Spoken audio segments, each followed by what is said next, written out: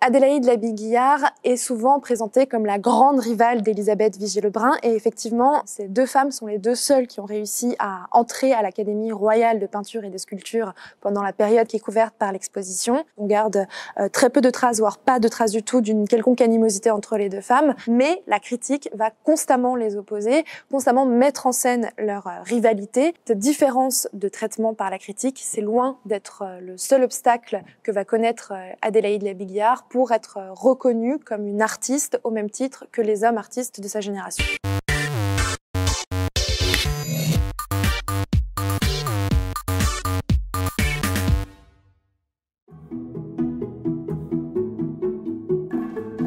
Adélaïde Labille-Guiard était une femme ambitieuse. Elle a été formée en fait à la miniature et au pastel, qui étaient des pratiques qui étaient considérées comme parfaitement convenables pour une femme.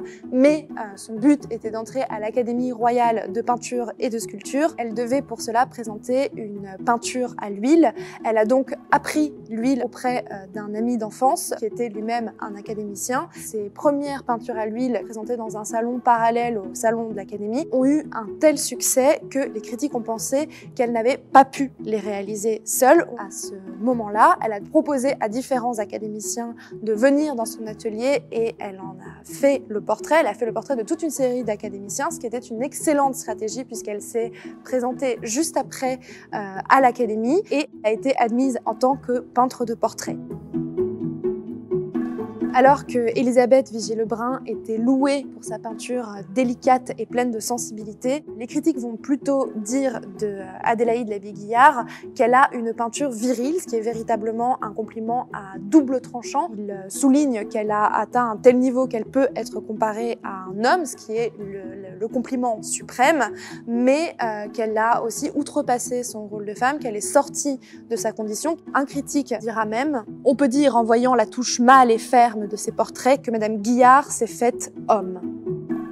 Effectivement, Élisabeth Vigée-Lebrun et Adélaïde Labille-Guiard n'ont pas du tout le même style. Labille-Guiard n'idéalise pas autant ses modèles. Elle a une peinture bien plus enlevée et ses modèles nous regardent de façon franche, ce qui évite généralement de faire Élisabeth Vigée-Lebrun. Elle peint même des femmes actives, comme sur ce tableau.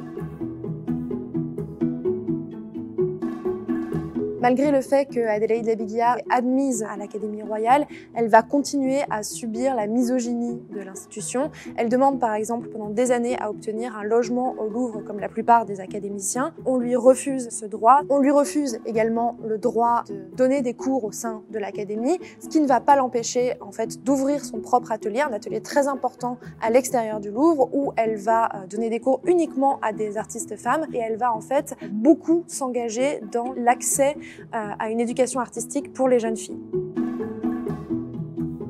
Pendant la Révolution française, Adélaïde Labille-Guiard va énormément s'investir pour le droit des artistes femmes. Elle va demander notamment que l'Académie mette fin à ses quotas d'artistes femmes, autorise les femmes à enseigner, l'abolition de la hiérarchie des genres de peinture et elle va demander à ce que les femmes académiciennes puissent voter lors des assemblées.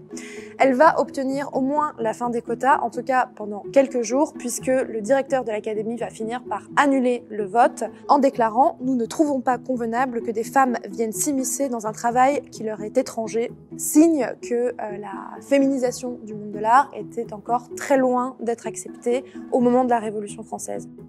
Après la Révolution française, elle va continuer à peindre, elle va continuer à avoir des commandes, un peu moins qu'avant puisqu'elle était elle aussi, comme Élisabeth Vigée-Lebrun, très liée à la monarchie, mais elle va continuer à travailler jusqu'à sa mort et elle va continuer à former toute une nouvelle génération dont je vous parlerai également dans cette série de vidéos.